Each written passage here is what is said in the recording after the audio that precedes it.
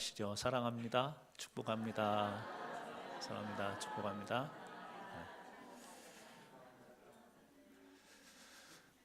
5월 달입니다. 우리가 가정의 달이라고 그렇게 이야기하는데요.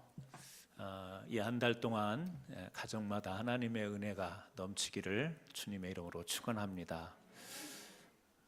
우리 사람이 인생을 살아갈 때 길로 표현을 참 많이 하는 것 같습니다.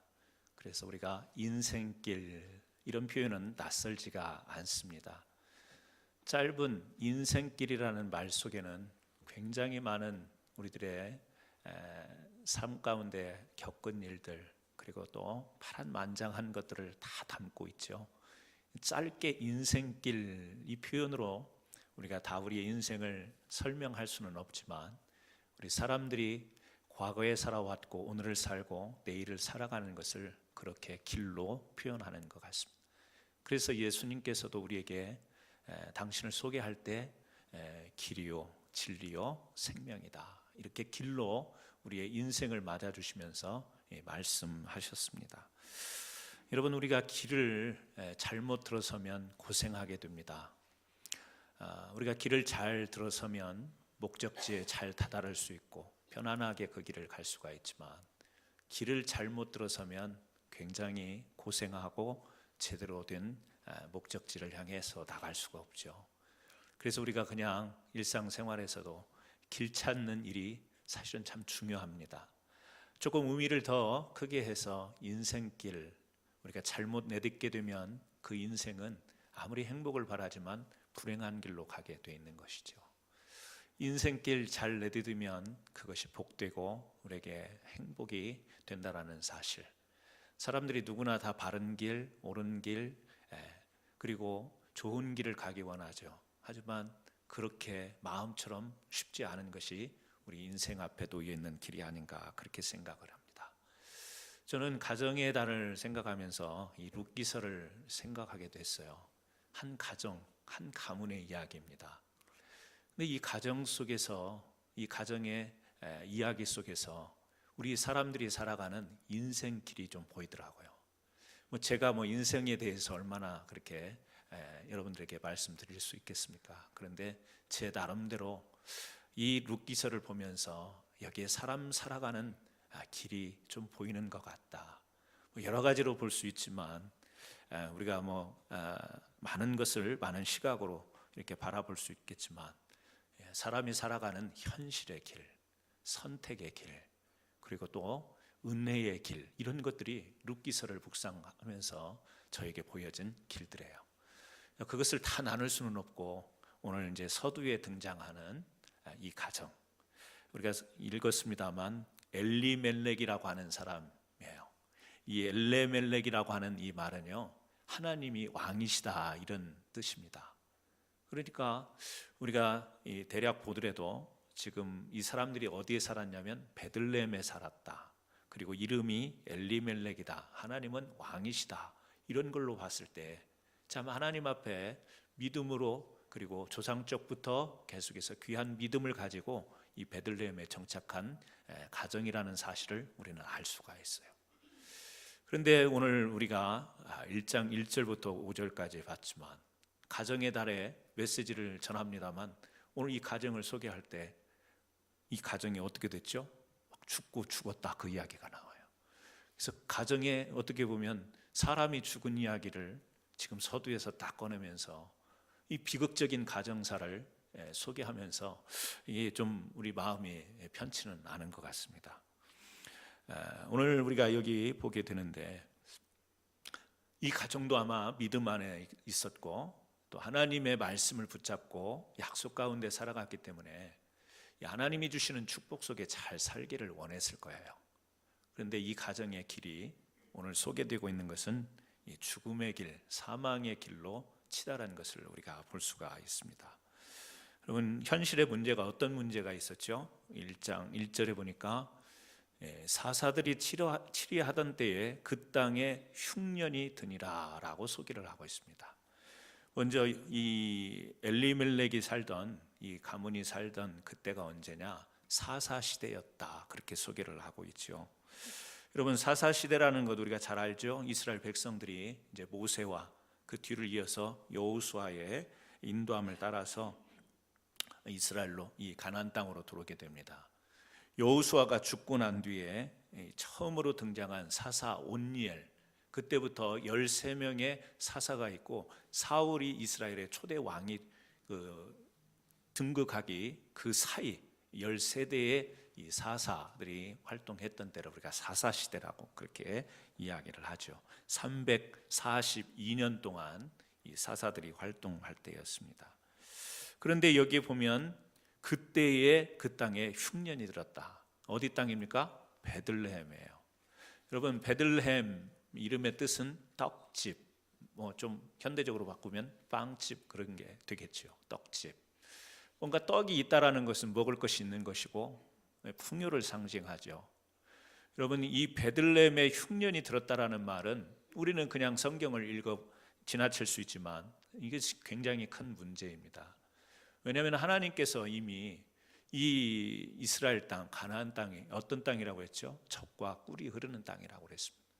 하나님이 약속해 주셨던 땅이에요. 베들레헴은 당연히 그 가운데 있는 곳이고, 그렇기 때문에 그곳은 하나님의 약속이 반영된 땅이에요. 젖과 꿀이 흐르는 이 상징으로 표현되는 하나님의 언약의 축복이, 풍요로움이 함께하는 그런 곳에 지금 흉년이 들었다라는 것은 이건 상당히 심각한 거죠. 여러분, 흉년이 들어서는 안 되는 곳에 흉년이 드는 것, 우리도 살다 보면 그런 게 있지 않습니까? 믿음으로 살고 하나님 말씀을 붙잡고 살아가는데 우리에게 생겨서는 안 될 일들이 생길 때가 있습니다. 하나님, 믿음으로 사는데 왜 이런 일들이 나에게 일어날 수 있겠습니까? 내가 하나님의 뜻대로 살아가려고 하는데 왜 이런 일이 벌어지죠? 우리 삶에도요, 전혀 뜻하지 않는, 일어나서는 안 되는 흉년과 같은 일들이 우리 삶 속에도 있지요. 그런데 여기 흉년의 이유가 바로 1절에 답이 있어요. 뭐냐면 사사들이 치리하던 때에, 베들레헴은 언약의 땅이요 축복의 땅이요 풍요로운 땅이었지만 그곳에 흉년이 든 이유는 바로 1절 시작에서 딱 이야기하고 있는 거예요. 뭐죠? 사사시대였다라고 이야기를 합니다. 여러분, 사사기 마지막에 보면, 사사기 21장 25절에 보면 그렇게 그 시대를 설명하고 있습니다. 그때에 이스라엘의 왕이 없으므로 사람이 각기 자기 소견에 옳은 대로 행하였더라. 이게 사사시대의 실상이었어요. 왕이 없으므로 자기 소견대로, 이 자기가 옳다고 생각하면 그게 맞다 하고 행동하던 때가 바로 사사시대였다라는 거예요. 그 말은 뭐죠? 하나님의 말씀과 하나님의 뜻을 쫓기보다는 자기 중심으로 살았다, 그 이야기죠. 자, 베들레헴에 흉년이 들어선 안 되는 곳이지만 흉년이 든 이유를 바로 사사시대가 바로 우리에게 답을 주고 있는 것입니다. 아무리 하나님이 약속하시고 하나님이 축복을 하시기로 그렇게 하셨더라 하더라도 하나님 없이 자신들의 풍성함을 추구하는 그곳은 흉년이라는 사실을 우리는 기억해야 돼요. 하나님은 축복을 언약하셨죠. 젖과 꿀이 흐르는 땅 약속하셨어요. 그러나 그 약속은 하나님과의 온전한 관계일 때 성립될 수 있는 약속이에요. 그래서 사사시대, 혼미한 시대입니다. 자기 마음대로 사는 시대, 인간들의 본능대로 살아가던 시대이기 때문에 영적 기능이 완전히 마비되어 버린 그 시대에 베들레헴에 이제 흉년이 들었다라는 거예요. 자, 엘리멜렉 이름의 뜻이 하나님은 왕이십니다. 믿음을 가지고 살았던 이 엘리멜렉은 그 흉년에 어떻게 대처를 했었어야 되는가? 이제 이 엘리멜렉이 선택한 길을 우리가 보게 되는 거예요. 그는 어떤 길을 선택하죠? 그곳에서 그 흉년을 맞이해서 하나님, 왜 이 땅에 이런 흉년이 내립니까? 젖과 꿀이 흐르는 땅이라고 우리 조상적부터 약속하고 우리에게 주신 땅인데 왜 이 마음이 메마름에 갈증이 있는 흉년이 이 땅에 임하게 되었습니까? 여러분, 우리가 고난이 닥쳐오면 그런 기도를 하잖아요. 이제 우리는 믿음 생활을 하면서 우리가 그런 하나님의 은혜를 깨닫잖아요. 하나님, 이 고난이 왜 저에게 주어졌을까요? 여러분, 우리에게 고난이 오면 우리는 그런 기도를 하잖아요. 그 고난 자체를 해결하기 위해서 우리가 기도하기도 하지만 이 성숙한 믿음을 가진 우리들은 하나님 앞에 그런 기도를 곁들이잖아요. 하나님, 내가 이것을 잘 극복할 수 있는 힘과 능력도 주시옵소서. 이런 기도도 하지만 우리는 어떤 기도를 하죠? 하나님, 이 일을 통해서 저에게 무엇을 말씀하시려고 합니까? 하나님, 이 일을 통하여 저에게 주시는 메시지는 무엇입니까? 우리가 어려울 때, 힘들 때, 고난당할 때 우리 그런 기도를 하잖아요. 엘리멜렉이 그런 기도가 있었어야 되지 않을까? 그런데 성경을 통해서 보는 엘리멜렉은 그의 가족들과 함께 길을 선택합니다. 어떤 길을 선택하죠? 이 옆에 있는 나라, 이 모압이라고 하는 그 땅으로 잠시 이 가뭄과 흉년을 피해서 그곳으로 가기로 하는 거예요. 여기에서는 참 살기가 어렵다. 살 길을 찾아 나선 겁니다. 그런데 여러분 3절 말씀을 보세요. 나오미의 남편 엘리멜렉이 죽고 나오미와 그의 두 아들이 남았으며, 자, 그들이 어디로 갔습니까? 모압 지방에 들어가서 거기 살더니. 왜 모압으로 갔습니까? 흉년이 들어서 먹고 살려고 모압으로 갔는데 거기에서 어떻게 됐어요? 3절에 바로 소개를 하고 있어요. 거기에 엘리멜렉이 죽었다. 비극은 여기에서 그치지 않습니다. 5절 말씀을 한번 보세요. 같이 읽어봅니다. 말론과 기럨 두 사람이 다 죽고 그 여인은 두 아들과 남편의 뒤에 남았더라. 자, 두 아들 말론과 기럨이라는 아들이 있었는데 이 모압으로 가서 거기에서 모압 여자들을 이제 며느리로 맞이합니다. 그런데 어떻게 됐어요? 성경학자들은 한 10년쯤 되었다고 3절과 5절 사이를 10년으로 이렇게 보기도 합니다. 그런데 아버지가 죽었어요. 그리고 두 아들 말론과 기럨이 모압에서 아내들을 맞이했지만 거기에서 죽게 되었습니다. 그러니까 그 집안의 남자들이 다 죽었다라는 이야기예요.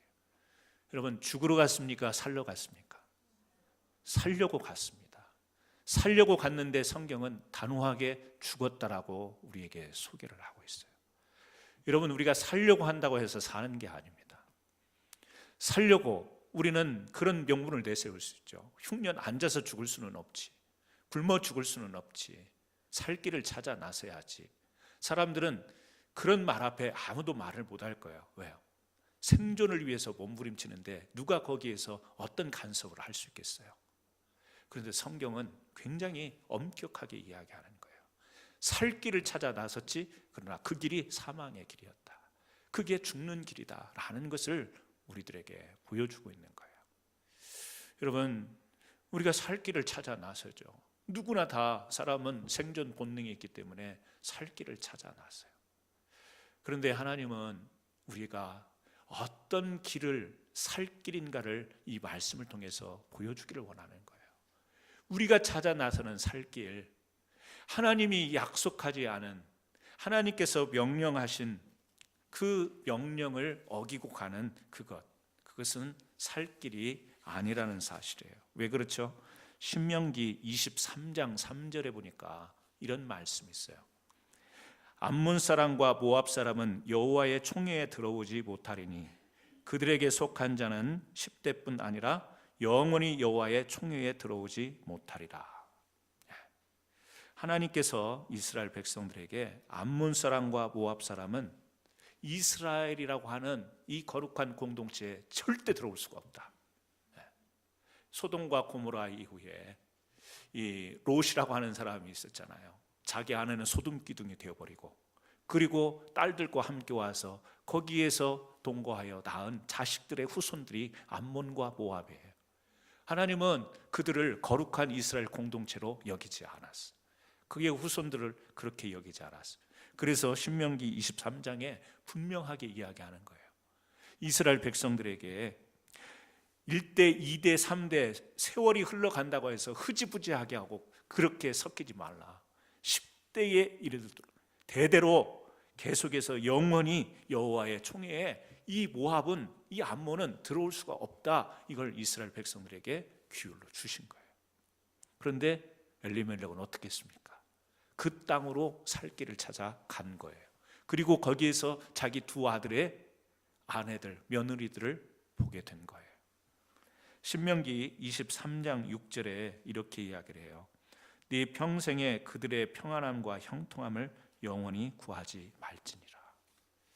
당대에 이 모압 땅이 물이 있어서 이스라엘은 흉년이 들었지만 이 모압 쪽에는 물이 있어서 그래도 이렇게 목양을 하고 양들을 키우는데 좋은 그런 텃밭이 있었다. 지금 이렇게 전해옵니다. 그러니까 그 당시에는 눈에 볼 때는 살 길이었죠. 그곳에 가면 흉년을 피할 수 있는 길이었겠죠. 그런데 하나님께서는 뭐라고 말씀하시죠? 내 평생에 그들의 평안함과 형통함을 구하지 말라. 아무리 그곳이 좋아 보이고 그곳에 가면 평안할 것 같고 그곳에 가면 살 것 같아도 그곳에 함께하지 말라고 신명기에서 이미 하나님께서는 당부하셨던 거죠. 근데 이 엘리멜렉은 하나님의 말씀은 지금 삶의 현실이라는 것에 다 묻어버린 거예요. 하나님의 말씀을 몰랐던 게 아니에요. 그런데 현실이 너무 급한 거예요. 현실에 하나님의 말씀을 묻고 그들이 선택한 모압길을 간 거예요. 그들이 선택한 인생길이 그거였어요. 여러분, 성경은 간단하게 답을 내려주잖아요. 살 길을 찾아 나섰지만 그 길이 죽음의 길이었다라는 거. 여러분, 저 모압 땅에 풍성한 것이 우리를 살려주는 게 아니고 하나님의 약속의 말씀이 우리를 생명을 지켜주는 줄 믿으시기를 바랍니다. 흉년이 들었어도 그 말씀을 붙들 때 거기에 생명이 있는 것이지, 눈에 보이는 푸르르고 먹을 것이 풍족할 것 같고 물이 풍족할 것 같은 그곳이 살 곳이 아니라는 거예요. 이미 오래전에 성경의 역사를 통해 룻기서를 통해서 우리에게 보여주시는 교훈 아니겠어요? 그러므로 오늘을 살아가는 우리들이 이 현실에 대처하는 이 문제, 우리 현실에 생기는 이 문제 앞에 우리는 어떻게 살아가야 될지를 성경을 통해 답을 찾는 것입니다. 그 스캇 팩이라는 사람이 쓴 책이 있어요. 아직도 가야 할 길. 제가 작년 그 후반기 때 새벽 기도를 하다가 갑자기 우리 속된 말로 하면 이렇게 피를 받은 거예요. 갑자기 감동이 돼서 길이라고 하는 거에 대한 하나님이 이렇게 새벽 기도 하는데 갑자기 그 단어를 떠오르게 하시고, 그래서 그거에 대해서 말씀을 좀 찾아보고 싶고 그것을 이렇게 좀 글을 좀 만들어 보고 싶고 이래가지고 갑자기 그날 그냥 오후에 집에 가서 책을 막 오달을 했어요. 모든 길자만 들어가는 책을 검색해가지고 신앙서적이든지 일반 서적이든지 길자만 해가지고 그 중에 추려서 경제적인 사정이 있으니까 한 10몇 권을 오달을 했어요. 그리고 아직 다 읽지도 못하고 지금 그 책꽂이 바로 옆에다 이렇게 쌓아놨습니다. 제가 읽으려고 지금 마음은 그때 주문한 책은 아니었어요. 그런데 그때 리스트에 들어왔던 책 중에 하나가 아직도 가야 할 길. 정신의학자이면서 작가입니다. 이 스캇 팩이라고 하는 이 사람의 번역된 책이 그냥 아직도 가야 할 길인데요. 그 책 표지에 이렇게 책의 표지에 세 줄로 설명이 되어 있습니다. 우리는 죽을 때까지 사는 법을 새로 배워야 한다. 막다른 골목을 마주했을 때 혹은 절망의 벼랑 끝에 섰을지라도 바로 그 순간 우리에겐 아직도 가야 할 길이 있음을 기억해야 한다. 굉장히 멋있잖아요. 제가 하면 멋이 없을 텐데 어쨌든 정신의학자 스캇 팩이라는 사람이 말을 하니까 굉장히 근사하잖아요. 우리는 죽을 때까지, 삶이라고 하는 것은 늘 절망이 앞에 도사리고 있다라는 거예요. 절망에 부딪힐 수 있고 험난한 일이 우리 앞에 놓여 있을 수 있고. 이 사람이 믿는 사람은 아닌데요, 그래서 불교 용어를 좀 사용하는 것 같아요. 삶의 문제는 계속된 고통이다, 고해다. Life is difficult. 그렇게 이야기하는데요, 책의 앞에 그런 이야기를 해요. 삶은 고해이다. 이것은 위대한 진리이다. 이것이 위대한 진리인 까닭은 진정으로 이 진리를 깨닫는다면 그것을 뛰어넘어갈 수 있기 때문이다.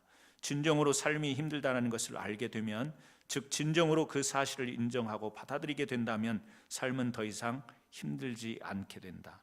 일단 받아들이게 되면 삶이 힘들다는 사실은 더 이상 문제가 되지 않게 되기 때문이다.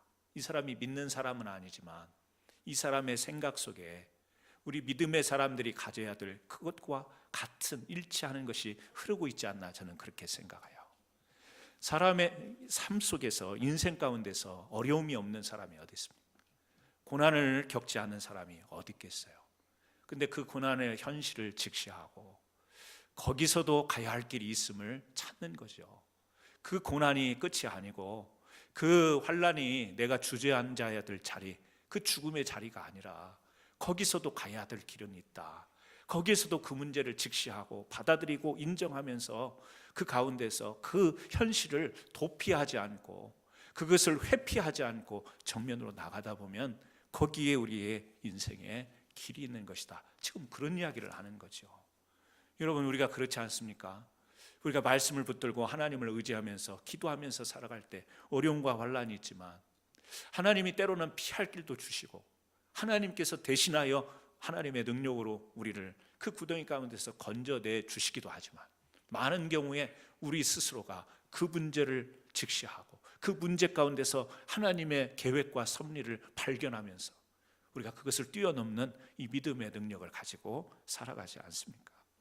그래서요, 엘리멜렉이 여기에서 선택해야 됐던 길은 어떤 길이었냐면 그 자기의 그 신앙과 그리고 그 살던 그 주변에 이 베들레헴이라고 하는 이곳이 하나님의 언약 백성들이 살고 있던 곳이기 때문에 그 하나님의 말씀과 언약 앞에서 자신들의 삶을 뒤돌아보고 그 현실을 통해서 하나님이 말씀하시려고 하는 바가 무엇인가를 구했어야 된다라는 거죠.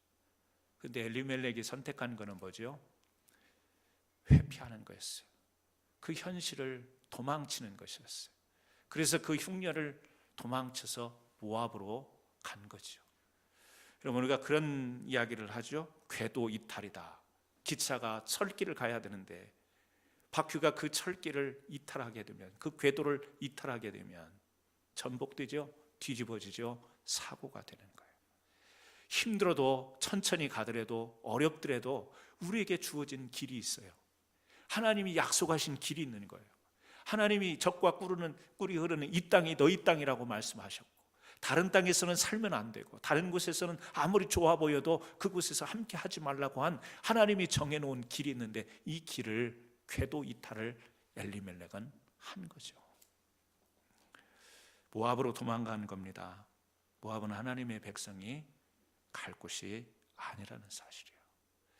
여러분, 우리도 어려움을 겪게 되면 사람들이 피할 길을 많이 찾습니다. 어려울 때는 많은 길들이 보여요.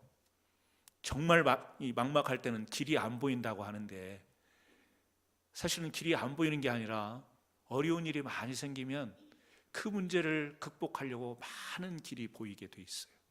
이 길로 가야 되나, 저 길로 가야 되나, 저 길로 가야 되나.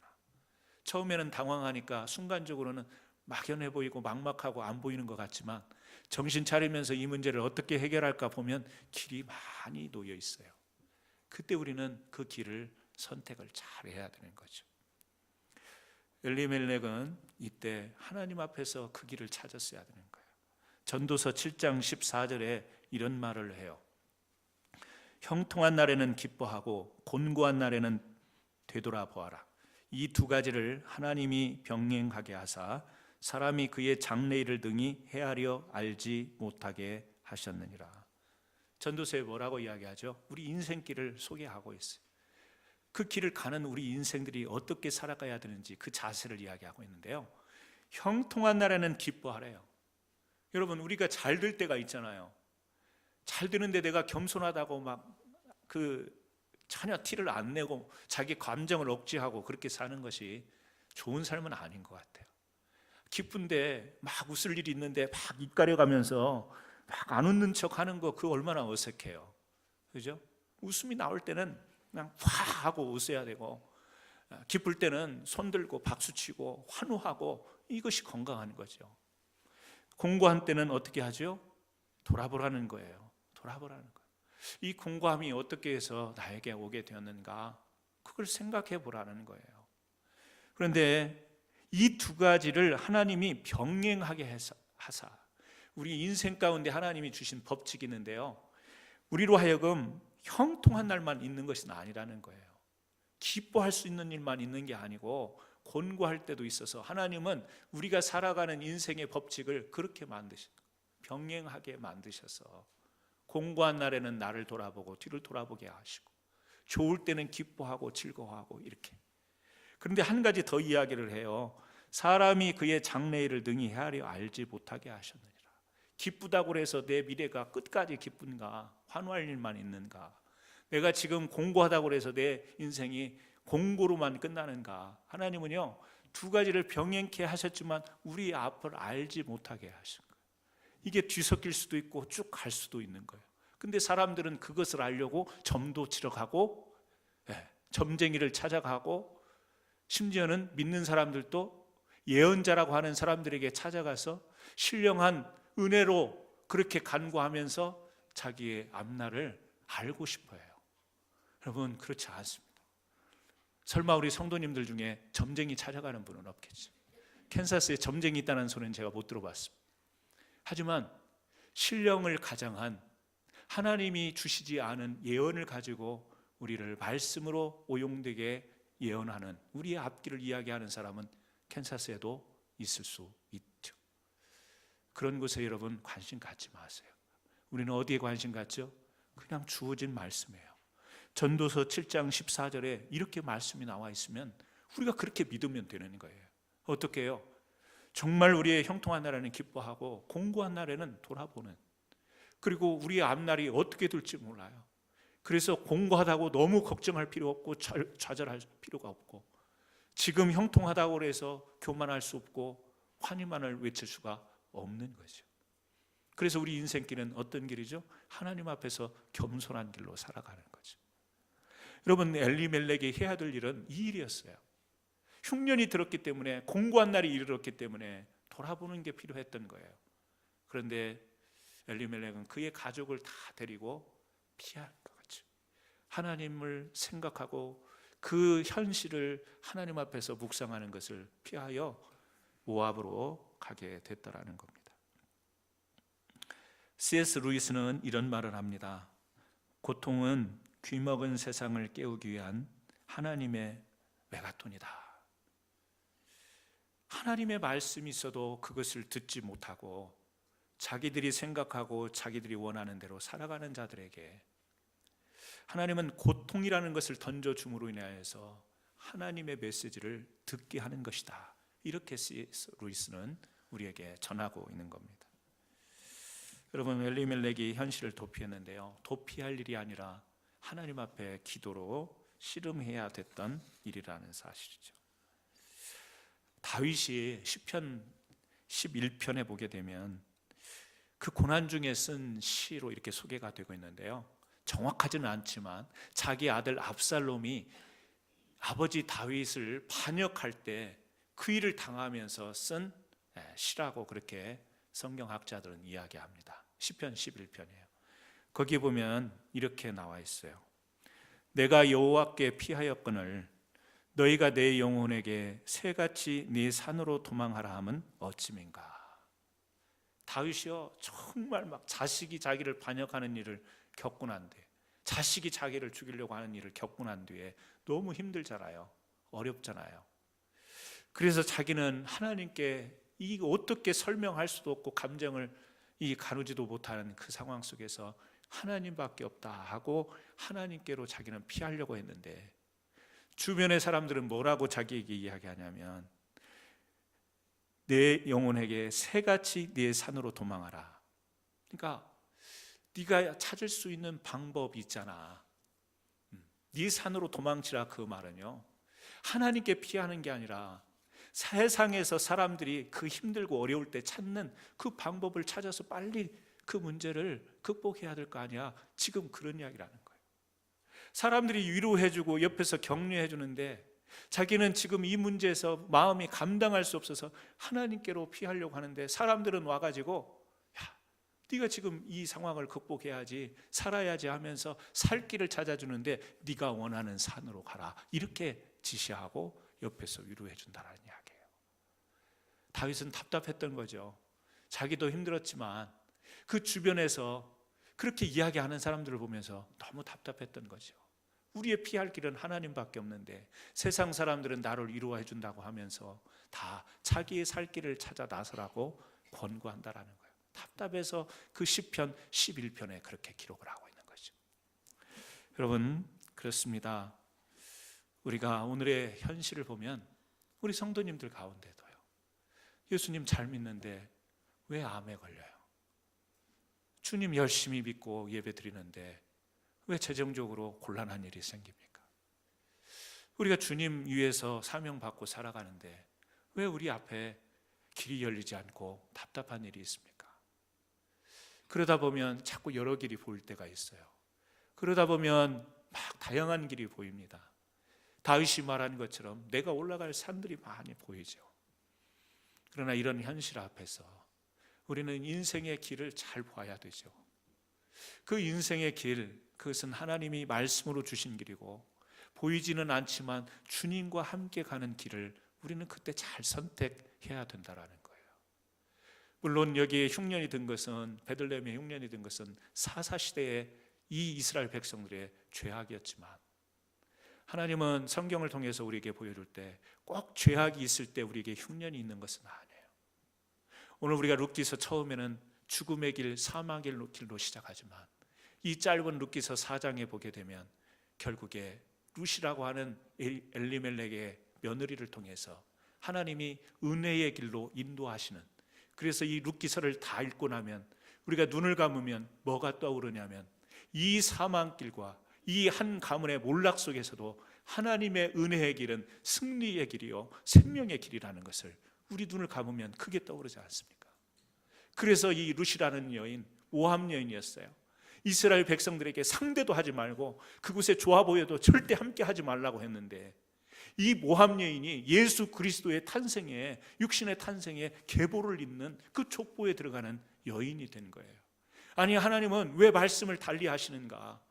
모압 여인들을, 모압 사람들은 상대도 하지 말라고 하면서 어떻게 예수님의 계보 속에 기생 라합과 여기 있는 모압 여인 룻을 예수님의 계보 가운데 참여를 시켰는가? 나중에 뒤에서 보여주는 모습은 뭐였죠? 룻이라고 하는 며느리가 모압 여인이었지만 시어머니 나오미를 통해서 뭘 선택합니까? 하나님을 선택해요. 하나님을 선택하여 그의 길이 자기 고향 모압을 떠나서 아무것도 이제 바랄 수 없는, 이 소망이 없는 시어머니 나오미를 따라서 베들레헴으로 시어머니를 따라서 가는 거예요. 모험이에요. 위험이에요. 그래도 혼자 남으면, 그 모압에 남으면 그래도 자기 친지들이 있잖아요. 가족들이 있잖아요. 어떻게든 살아가겠죠. 그런데 베들레헴을 선택하여 시어머니 나오미를 택해서 갑니다. 모압 여인, 금지한 족속이었어요. 함께 하지 말라고 한 족속이었지만 하나님은 그 가운데서도, 하나님을 믿지 않는 백성 가운데서도 하나님을 선택하여 그 인생길을 연 자들에게 이러한 은혜의 길이 있음을 우리들에게 보여주고 있는 거죠. 여러분, 우리 다 죄인 아니었습니까? 우리 다 허물 있는 자들 아니었어요. 세상의 사망의 그늘에 놓여있던 자들 아니었어요. 그런데 십자가의 은혜로 그 은혜의 길을 열어주셔서 지금 이렇게 우리가 하나님을 찬양하고 예배하는 구원받은 백성으로 우리가 지금 살아가지 않습니까? 룻기서에는 여러 가지 길이 보여요. 오늘 말씀을 나눈 것 외에도 가만히 들여다보면 선택의 길도 보이고요, 여러 가지 많은 길이 보이지만 처음과 나중에 볼 때는 현실의 길 가운데 사망의 길로 들어섰지만 하나님은 나중에 은혜의 길을 통해서 구원의 길로 인도하시는 인생들을 불러 모으시는 이러한 모습을 룻기서를 통해 보여줍니다. 오늘 여러분, 믿음의 사람들도 궤도 이탈하는 것을 많이 보게 됩니다. 믿는 사람들도 목사님, 나 먹고 살아야 되겠습니다. 그래서 하나님의 말씀을 양보하는 사람들이 많은 이 시대에, 지금은 주일 성수하라고 말을 못하는 시대입니다. 지금 주일날 비즈니스 문 닫고 온전히 하나님 앞에 주일 지키세요, 이런 이야기 강단에서 할 수 없는 시대. 은근히 저는 이렇게 이야기를 하지만 못해요. 못합니다. 시대가 그렇습니다. 사람이 살아야 되겠다는 데는 어떤 것도 사람들이 간섭할 수가 없어요. 왜요? 사람은 생존이라는 것이 가장 중요한 거기 때문에 그래요. 그러나 우리 믿는 사람들은 분명히 알아야 돼요. 우리의 살고 죽음이 하나님께 달려있다는 사실. 그럼에도 불구하고 우리는 하나님의 말씀보다는 내 살 길을 선택해서 믿는 자가 믿음의 궤도를 벗어나는 일들이 오늘 너무 많고, 교회는 그것을 자연스럽게 인정하게 되고 이해하게 되고 받아들이는 그런 시대가 되어 있습니다. 우리는 좀 더 이 시대에 분명한 하나님의 메시지를 듣는 그런 지혜로운 믿음의 성도들이 됐으면 좋겠습니다. 저 사람은 너무 믿는 게 강한 게 아니에요. 저 사람 믿는 게 너무 보수적인 문제가 아니에요. 보수 강한 거, 그건 우리들 이야기지. 우리는 뭐죠? 하나님의 말씀대로의 회복, 하나님 말씀대로의 순종. 이 시대가 옛날보다 더 다양해지고 행복한 것이 많이 주어진 것 같지만 우리 그렇습니까? 그렇지는 않잖아요. 얼마나 복잡한지 몰라요. 이런 시대에 우리가 귀한 믿음을 지켜나갈 수, 믿음으로 살아간다는 것은 하나님의 말씀대로 살아가는 것밖에는 우리가 살 길이 없음을 우리 성도들이 인정하고 그런 믿음으로 고백하기를 주님의 이름으로 축원합니다. 힘드신 부분 있죠? 어려운 일 있으시죠? 우리 성도님들은 오늘 룻기서를 보며, 그렇다, 내가 힘들어서 살 길을 찾아 나서야지만 내가 궤도 이탈을 하는 선택은 하지 말아야지. 내 인생길에 후회할 길은 선택하지 말고, 죽는 것 같아도, 아무것도 없는 것 같아도, 흉년인 것 같아도 약속의 말씀 붙들고 내가 가야지. 그게 죽음의 길이라면, 주님이 죽으러 가라고 말씀하신다면 죽으러 가야지 라고 할 때 거기에 하나님 예비하신 생명의 복이 있는 줄 믿으시기를 바랍니다. 기도하시겠습니다. 하나님 아버지, 감사합니다. 룻기서를 통해 하나님 우리의 믿음을 다시 돌아보고 우리가 늘 살아가는 우리의 인생길을 한번 점검해 보기를 원합니다.